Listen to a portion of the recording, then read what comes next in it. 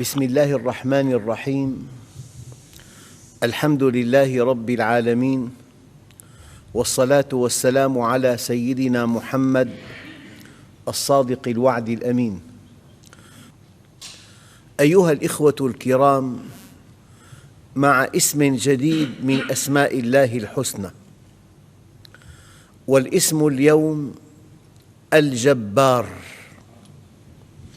وقد ورد هذا الاسم في القرآن الكريم في موضع واحد، وهو قوله تعالى: هو الله الذي لا إله إلا هو الملك القدوس السلام المؤمن المهيمن العزيز الجبار المتكبر.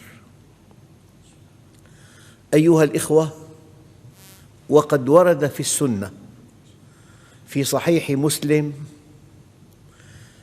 في قول النبي عليه الصلاة والسلام: يأخذ الجبار عز وجل سماواته وأرضيه بيديه ويقول: أنا الجبار، أنا الملك، أين المتكبرون؟ أيها الإخوة، من معاني هذا الاسم الجبار صيغة مبالغة من جابر.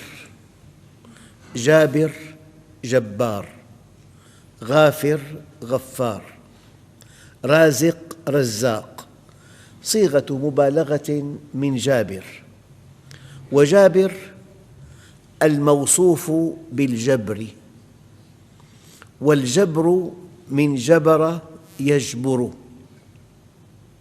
والجبر إصلاح الشيء بالقهر، إصلاح الشيء بالقهر. الله عز وجل جبر الفقير أي أغناه، وجبر الخاسر أي عوضه، وجبر المريض أي شفاه، وجبره على كذا أي أكرهه على كذا.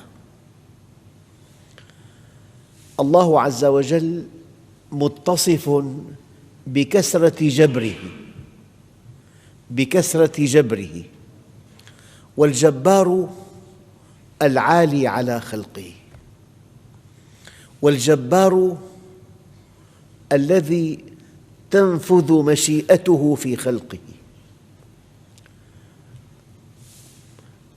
الله عز وجل لا غالب لأمره ولا معقب لحكمه، فما شاء الله كان، وما لم يشأ لم يكن. أنت مع من؟ أنت مع الجبار، أنت مع الذي إرادته نافذة، أنت مع الغالب على أمره، والله غالب على أمره، فعال لما يريد. أنت كإنسان هل تستطيع أن تفعل كل إرادتك؟ الله عز وجل فعال لما يريد، فما شاء الله كان، وما لم يشأ لم يكن. وخطيب قال أمام النبي عليه الصلاة والسلام: ما شاء الله وشئت. فقال عليه الصلاة والسلام: بئس الخطيب أنت، جعلتني لله نداً؟ ما شاء الله كان، وما لم يشأ لم يكن. فإذا كنت مع الجبار فأنت القوي، إذا كنت مع الجبار فالمستقبل لك، إذا كنت مع الجبار فأنت المنتصر، إذا كنت مع الجبار تدور الأيام ولا تستقر إلا على رفعة شأنك. مشيئة الله نافذة في كل خلقه، جبار مشيئته نافذة ولا تنفذ فيه مشيئة أحد، يجبر كل أحد ولا يجبره أحد، يجبر كل أحد ولا يجبره أحد. والجبار هو الجبروت، كمالك الملك والملكوت. يقول عليه الصلاة والسلام: سبحان ذي الجبروت والملكوت والكبرياء والعظمة. اسم الجبار أيها الإخوة من أسماء التعظيم. هناك اسم ذات، وهناك اسم صفة، وهناك اسم فعل، وهناك اسم تنزيه، وهناك اسم تعظيم. فالجبار من أسماء التعظيم. الكبرياء ردائي والعظمة إزاري، فمن نازعني منهما شيئا أذقته عذابي ولا أبالي. لكن أحياناً لله عز وجل في خلقه امتحانات صعبة. من هذه الامتحانات أنه يقوي أعداءه فيفعلون ما يقولون، فيتوهم ضعيف الإيمان أنهم آلهة فينبطحون أمامه. والحقيقة أن الله لا يسمح لأحد أن يأخذ اسم الجبار ولا اسم القهار ولا اسم العزيز، لا بد من أن يقسمه الله. ولهذا قال الله عز وجل: ولكل أمة أجل. كيف أن للرجال أعماراً للأمم أعماراً، فأية أمة طغت وبغت وتجبرت لا بد من أن يقسمها الله في وقت ما. أيها الإخوة، اسم الجبار من أسماء التعظيم، وهو في حق الله من كمالاته، من دلائل عظمته، من قوته. لكن لو قلنا فلان جبار، هذا اسم نقص، صفة نقص في الإنسان. الله عز وجل يقول: كذلك يطبع الله على كل قلب متكبر جبار. لأن العبد عبد والرب رب. العبد من شأنه الافتقار. حتى الأنبياء هم قمم البشر، كانوا يأكلون الطعام ويمشون في الأسواق، يعني مفتقرون في وجودهم إلى إمداد الله لهم، بل مفتقرون في تأمين طعامهم إلى المشي في الأسواق. إذن هم عبيد وعباد، لكن الله سبحانه وتعالى هو رب العباد، والعبيد شيء والرب شيء آخر. أيها الإخوة، إلا أن الجبار عند فئة الجبرية، وهي فئة عقيدتها فاسدة، تتصور أو تتوهم أن الله يجبر عباده على أفعالهم، يجبر عباده على أفعالهم، وأن الإنسان كريشة في مهب الريح، ألقاه في اليم مكتوفاً وقال له: إياك إياك أن تبتل بالماء. هذه العقيدة الفاسدة تتناقض مع كمال الله. فكيف يجبر الله عبداً من عباده على معصية ثم يحاسبه عليها؟ هذه العقيدة عقيدة أهل الشرك. قال تعالى: وقال الذين أشركوا لو شاء الله ما أشركنا ولا آباؤنا ولا حرمنا من شيء كذلك كذب الذين من قبلهم حتى ذاقوا بأسنا قل هل عندكم من علم فتخرجوه لنا إن تتبعون إلا الظن وإن أنتم إلا تخرصون. فلو ألغينا حرية الاختيار في الإنسان لألغينا الثواب والعقاب، ألغينا الجنة والنار، ألغينا حمل الأمانة، ألغينا التكليف، ألغينا كل شيء. من شاء فليؤمن ومن شاء فليكفر، الإنسان مخير. إنا هديناه السبيل إما شاكراً وإما كفوراً، ولكل وجهة هو موليها فاستبقوا الخيرات. أيها الإخوة، لا إكراه في الدين. أصل التكليف أنك مخير، ولو أن الله أجبر عباده على الطاعة لبطل الثواب، ولو أجبرهم على المعصية لبطل العقاب، ولو تركهم هملاً لكان عجزاً في القدرة. إن الله أمر عباده تخييراً ونهاهم تحذيراً، وكلف يسيراً ولم يكلف عسيراً، وأعطى على القليل كثيراً. تروي الروايات أن شارب خمر جيء به إلى سيدنا عمر بن الخطاب فقال: أقيموا عليه الحد. فقال هذا العاصي: يا أمير المؤمنين، إن الله قدر علي ذلك. فقال: أقيموا عليه الحد مرتين، مرة لأنه شرب الخمر، ومرة لأنه افترى على الله. قال: ويحك يا هذا، إن قضاء الله لم يخرجك من الاختيار إلى الاضطرار، أنت مخير. إذن عقيدة الجبرية، وهي فئة زاغت عقيدتها وتوهمت أن الله يجبر عباده على أفعالهم ثم يحاسبهم عليها، وهذا شيء لا يقبل بحق إنسان. أيها الإخوة، لو دخلنا في التفاصيل، الجبار العالي الذي لا ينال جانبه، لا تستطيع أن تغلبه، العالي الذي لا ينال. في المعاجم نقول نخلة جبارة، أي لا يستطيع الإنسان قطف ثمارها،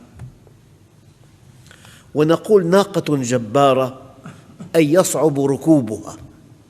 المعنى الأول الدقيق التفصيلي: العالي الذي لا ينال. في القرآن الكريم إن فيها قوماً جبارين، أي أقوياء لا يهزمون. إنسان جبار هذه صفة ذم، الله جبار هذه صفة مدح.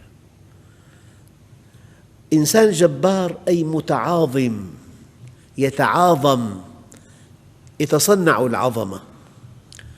متكبر لا ينقاد إلى أحد. أما الله جبار لا تناله الأفكار ولا تحيط به الأبصار ولا يصل إلى كنهه عقل من العقول. إذن هو من أسماء التعظيم ومن أسماء التنزيه معاً.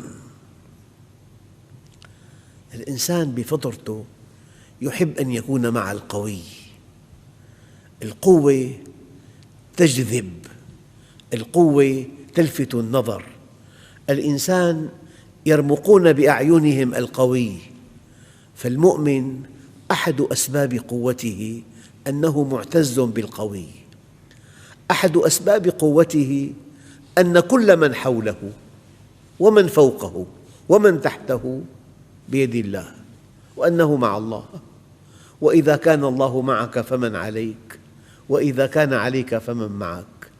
يعني سبب قوة المؤمن أنه متوكل على الله. إذا أردت أن تكون أقوى الناس فتوكل على الله. سبب قوة المؤمن أنه لا يخضع ولا ينبطح ولا يستكين ولا يذل، لأنه مع القوي. فكيدوني جميعا ثم لا تنظرون إني توكلت على الله ربي وربكم ما من دابة إلا هو آخذ بناصيتها إن ربي على صراط مستقيم. ما أحوج المسلمين اليوم إلى هذه المعاني، أن يعتزوا بربهم، أن يصطلحوا معه، أن يستقيموا على أمره، أن يقبلوا عليه. عندئذ يصغر عدوهم في نظرهم، وعندئذ لا يخيب الله أملهم. أنا عند ظن عبدي بي فليظن بي ما يشاء. قالا ربنا إنا نخاف أن يفرط علينا أو أن يطغى. قال لا تخافا إنني معكما أسمع وأرى. وقال أصحاب موسى إنا لمدركون. قال كلا. أخواننا الكرام، قصص ثلاثة، الأمل بالنجاة صفر. يعني فرعون بقوته، ببأسه، بجبروته، بحقده، بأسلحته، بغدره، بقسوة قلبه، وراء شرذمة قليلة أمامها البحر وفرعون من ورائها. وقال أصحاب موسى إنا لمدركون. قال كلا إن معي ربي سيهدين. كان مع الجبار، والجبار هو القهار. سيدنا يونس في بطن الحوت، في ظلمة بطن الحوت، وفي ظلمة البحر، وفي ظلمة الليل، فنادى في الظلمات أن لا إله إلا أنت سبحانك إني كنت من الظالمين. فاستجبنا له ونجيناه من الغم وكذلك ننجي المؤمنين. سيدنا يوسف وضع في الجب ليموت فصار عزيز مصر، والله غالب على أمره ولكن أكثر الناس لا يعلمون. أيها الإخوة، الجبار بالمعنى الثاني المصلح للأمور. العظم كسر، جبره أي أن يلتئم العظم، هذا من جبر العظم. الله عز وجل يصلح أمور عباده، يرأب الصدع ويلم الشمل ويغني الفقير ويجبر الكثير ويعطي المحروم ويرفع الذليل. ماذا يقول التاجر بعد أن يشتري البضاعة؟ يقول يا جبار. في إلى معنى الجبار محبب للنفس. الله جبار، جبار المظلوم، جبار الفقير، جبار المريض، جبار المحروم، جبار من يعاني من مشكلة. إذا كان ثلث الليل الأخير، دققوا، نزل ربكم إلى السماء الدنيا قبل الفجر فيقول هل من سائل فأعطيه؟ هل من طالب حاجة فأقضيها له؟ هل من مستغفر فأغفر له؟ هل من تائب فأتوب عليه؟ حتى ينفجر الفجر، لأنه جبار. بالتعبير الشائع جبار الخواطر. وما عبد الله في الأرض بأعظم من جبر الخواطر.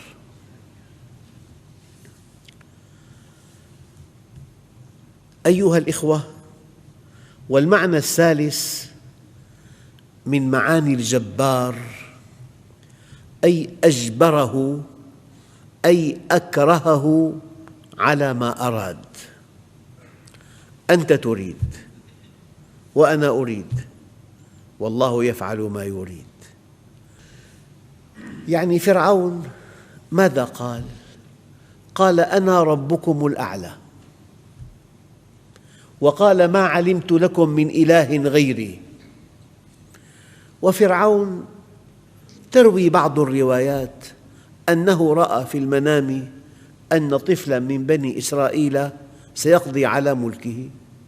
القضية سهلة جدا، أمر بذبح أبناء بني إسرائيل من دون استثناء، وأية مولدة لا تخبر عن مولود ذكر تقتل مكانه. لكن الله جبار، فهذا الطفل الذي سيقضي على ملكه رباه في قصره. قوم إبراهيم وضعوه في النار فقلنا يا نار كوني برداً وسلاماً على إبراهيم. الله جبار، لا يتجبر على خلق الله إلا أحمق، إلا غبي. إن بطش ربك لشديد. قصة رمزية أن إنسان يجلس مع زوجته ويأكل الدجاج، طرق الباب فإذا بسائل، همت الزوجة أن تعطيه من هذا الطعام طعاماً يأكله، فنهرها زوجها ووبخها، قالت اطرديه، فطردته. ساءت العلاقة بينها وبينه إلى أن طلقها، ثم جاء من يخطبها، والقصة مؤثرة جداً. هي جالسة مع الزوج الثاني تأكل الدجاج، طرق الباب، ذهبت لتفتح فإذا بسائل، فلما رأته اضطربت، قال من الطارق؟ قال السائل. قال من؟ قال الزوج الأول. قال أتدرين من أنا؟ أنا السائل الأول. الله جبار، إياك أن تقول كلمة كبيرة. أيها الإخوة، الجبار من لا يرقى إليه وهم، كيفما تصورت الله فهو بخلاف ذلك. الله جبار. الله عز وجل يقسم الجبابرة: لو أن أولكم وآخركم وإنسكم وجنكم كانوا على أتقى قلب رجل واحد منكم ما زاد في ملكي شيئاً، ولو أن أولكم وآخركم وإنسكم وجنكم كانوا على أفجر قلب رجل واحد منكم ما نقص في ملكي شيئاً، إن هي إلا أعمالكم أحصيها لكم، فمن وجد خيراً فليحمد الله، ومن وجد غير ذلك فلا يلومن إلا نفسه. إن أردت أن تكون قوياً فكن عبداً للجبار. والحقيقة الدقيقة والخطيرة أنه إما أن تكون مع الجبار الأعلى مطيعاً متذللاً مفتقراً محباً مقبلاً، إما أن تكون مع الجبار الأعلى فتستمد منه القوة وتكون عزيزاً ويكون خطك البياني في صعود مستمر، وإما أن يكون الإنسان من جبابرة الأرض، من جبابرة الأرض بالباطل. لذلك يقسمه الجبار الأعلى. وترون وتسمعون كل حين كيف أن الله سبحانه وتعالى يقسم أحد جبابرة الأرض. أيها الإخوة، في الحديث الصحيح: الكبرياء ردائي والعظمة إزاري، فمن نازعني واحداً منهما قذفته في النار. لا يسمح الله لجهة في الأرض أن تتأله، يسمح لها إلى حين ثم يقسمها، لأن الله سبحانه وتعالى يقول: لكل أمة أجل. ولكن ما علاقتنا بهذا الاسم؟ أول علاقة أكدها النبي عليه الصلاة والسلام فقال: المؤمن القوي خير وأحب إلى الله تعالى من المؤمن الضعيف. لكن النبي كما يقال باللغة الدارجة جبار الخواطر، قال وفي كل خير ولو كنت مؤمنا ضعيفا، لكن المؤمن القوي خير وأحب إلى الله تعالى من المؤمن الضعيف. لماذا؟ قال لأن خيارات المؤمن القوي في العمل الصالح لا تعد ولا تحصى. يعني مؤمن غني بإمكانه أن يفتح ميتم، معهد شرعي، مستشفى، مستوصف، مشروع سكني للشباب، بإمكانه أن يصل إلى أعلى مراتب الجنة بماله. المال قوة كبيرة جداً، هو قوام الحياة. لذلك المؤمن القوي خير وأحب إلى الله تعالى من المؤمن الضعيف. المال قوة، وأن تكون في منصب رفيع وفق منهج الله، بجرة قلم تحق حقاً وتبطل باطلاً، تقر معروفاً وتزيل منكراً، تقرب مخلصاً ناصحاً وتبعد فاجراً منافقاً. المنصب قوة كبيرة جداً. والممكنون في الأرض رؤيتهم واسعة، وإذا عرفوا الله عز وجل أعمالهم جليلة. إنا مكنا له في الأرض. وأن تكون عالماً، العلم قوة، لأن صناع القرار في الأرض يأخذون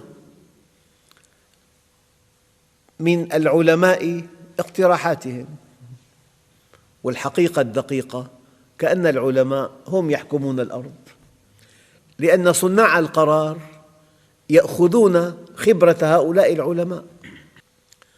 إذن بناء على هذا الحديث ينبغي أن تكون قوياً إذا كان طريق القوة سالكاً وفق منهج الله.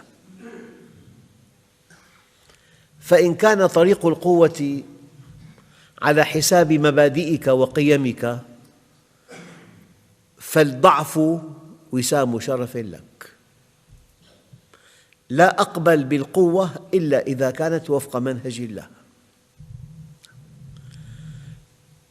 وبناء على هذا الحديث ينبغي أن يكون المؤمن غنياً حتى يتقرب إلى الله بماله، ولكن بشرط أن يكون طريق الغنى وفق منهج الله، بكسب مشروع وفق منهج الله، لا بالغش ولا بالدجل ولا بالاحتكار ولا بمعاصي في البيع والشراء لا يعلمها إلا الله.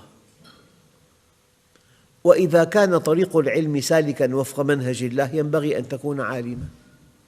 أيها الإخوة، الحقيقة الأولى، الله جل جلاله وحده هو القوي ولا قوي سواه. ولو يرى الذين ظلموا إذ يرون العذاب أن القوة لله جميعاً. أية قوة في الأرض مستمدة من الله تأييداً أو استدراجاً. أية قوة في الأرض مستمدة من قوة الله عز وجل. ولو يرى الذين ظلموا إذ يرون العذاب أن القوة لله جميعاً. الآن الحقيقة الثانية، إذا أردت القوة الحقيقية فابحث عن قوة لا تحتاج إلى غيرها. لو كنت قوياً بإنسان ذي منصب رفيع، هذا الإنسان قوته مستمدة من بقائه في منصبه، فلو أزيح عن منصبه فقد قوته، فإذا كنت أنت معه فقدت أنت أيضاً قوتك. إن أردت القوة الحقيقية فابحث عن قوة لا تحتاج إلى غيرها، إنها قوة الله. الحقيقة الثانية، يجب أن نعلم علم اليقين أن الشيء الذي لا نستطيعه هو الشيء الذي لا نريد أن نفعله، لأن القرار الذي يتخذه الإنسان في شأن مصيره قلما تنقضه الأيام إذا كان صادراً حقاً عن إرادة وإيمان. أما الدليل القرآني: كلاً نمد هؤلاء وهؤلاء من عطاء ربك وما كان عطاء ربك محظوراً. لكن الله سبحانه وتعالى لا يتعامل مع التمنيات لأنها بضائع الحمقى، ومن أراد الآخرة وسعى لها سعيها. الآن أنت كمؤمن كيف تكون قوياً؟ تكون قوياً بالتوحيد، لأنه ما تعلمت العبيد أفضل من التوحيد، فالتوحيد تحرير للإنسان من كل عبودية إلا لربه الواحد الديان. المؤمن حر، المؤمن لا يجير لأحد، بل لا يليق بك أن تكون لأحد، أنت لله. أحد أكبر أسباب قوتك أنك محسوب على الله وحده. أما أي جهة في الأرض قد تعد محسوبة على جهة قوية، فقوتها مستمدة من هذه الجهة، فإذا فقدت قوتها فجأة ضعفت هذه الجهة التي اعتمدت عليها. والتوحيد تحرير لعقل الإنسان من الخرافات والأوهام، والتوحيد تحرير لضميره من الخضوع والاستسلام، والتوحيد تحرير لحياته من تسلط الأرباب والمتألهين. الإمام الحسن البصري أدى أمانة العلم فبين، وكان في عهد الحجاج، فلما بلغ الحجاج ما قاله الحسن البصري غضب غضباً شديداً، وقال لجلسائه: يا جبناء لأروينكم من دمه، وأمر بقتله. وقتل الإنسان سهل جداً على الحجاج. جاء بالسياف وأرسل رجاله لاستدعائه ليقتله. دخل الحسن البصري على مقر الحجاج فرأى السياف واقفاً، ورأى النطع قد مد، رداء يوضع لئلا يتأذى الأساس بدم المقتول، النطع اسمه، فعرف مصيره، فحرك شفتيه ببعض كلمات لم يسمعها أحد، فإذا بالحجاج يقف له ويقول له: أهلاً بأبي سعيد، أنت سيد العلماء. وما زال يدنيه ويدنيه حتى أجلسه على سريره واستفتاه في موضوع، وعطره وضيفه وودعه إلى باب القصر. الذي صعق الحاجب والسياف، لأنهما يعلمان لماذا جيء بالحسن البصري، جيء ليقتل. تبعه الحاجب وقال له: يا أبا سعيد، حينما دخلت تمتمت بكلمات لم نفهمها، فماذا قلت لربك؟ قال الحسن البصري: قلت لربي: يا ملاذي عند كربتي، يا مؤنسي في وحشتي، اجعل نقمته علي برداً وسلاماً كما جعلت النار برداً وسلاماً على إبراهيم. أنت بالتوحيد أقوى الأقوياء.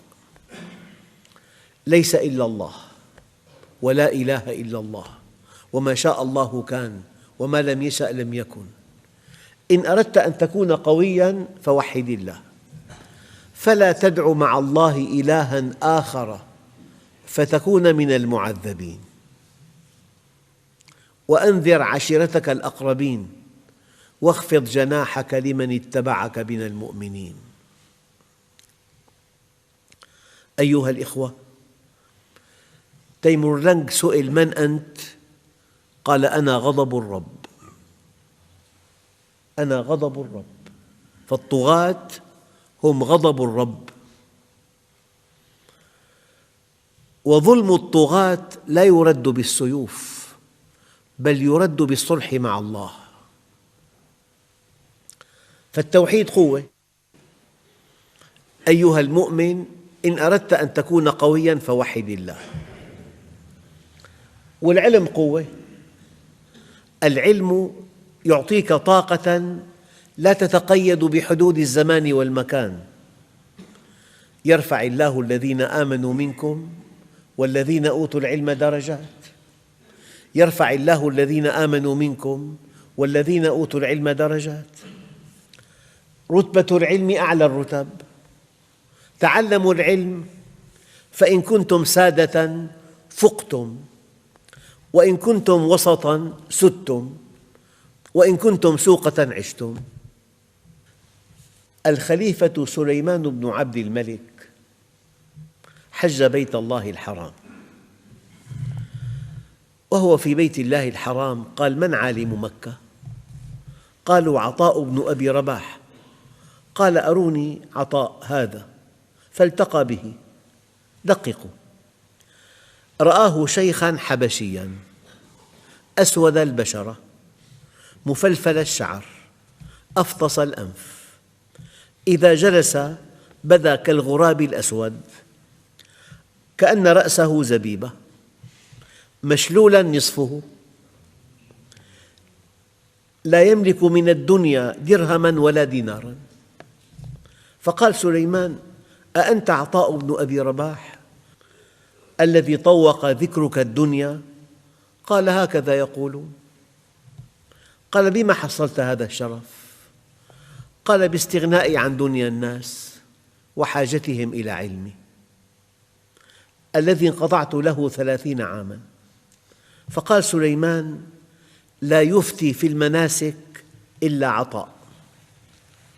بعد يومين اختلف مع أبنائه حول قضية في الحج.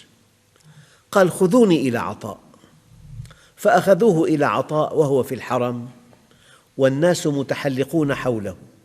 فأراد سليمان أن يجتاز الصفوف ويتقدم إليه وهو الخليفة.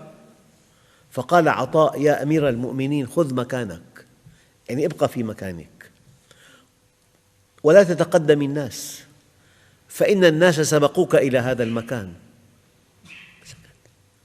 فلما أتى دوره سأله المسألة فأجابه. فقال سليمان لأبنائه: يا أبنائي، دققوا، عليكم بتقوى الله والتفقه في الدين، فوالله ما ذللت في حياتي إلا لهذا العبد. العلم قوة، لأن الله يرفع من يشاء بطاعته، وإن كان عبداً حبشياً لا مال ولا نسب، ويذل من يشاء بمعصيته وإن كان ذا شرف ونسب. ثم قال سليمان لأحد ولديه: يا بني، هذا الذي رأيته ورأيت ذلنا بين يديه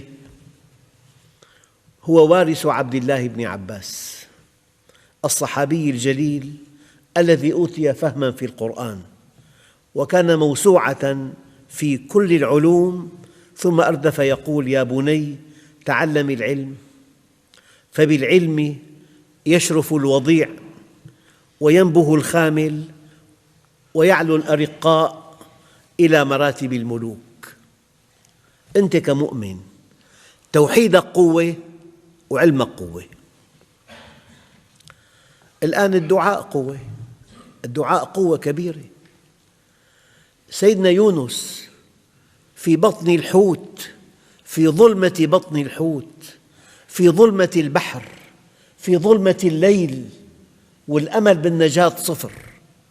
فنادى في الظلمات أن لا إله إلا أنت سبحانك إني كنت من الظالمين فاستجبنا له ونجيناه من الغم وكذلك ننجي المؤمنين. التوحيد قوة، والعلم قوة، والدعاء قوة. الآن والإصرار قوة.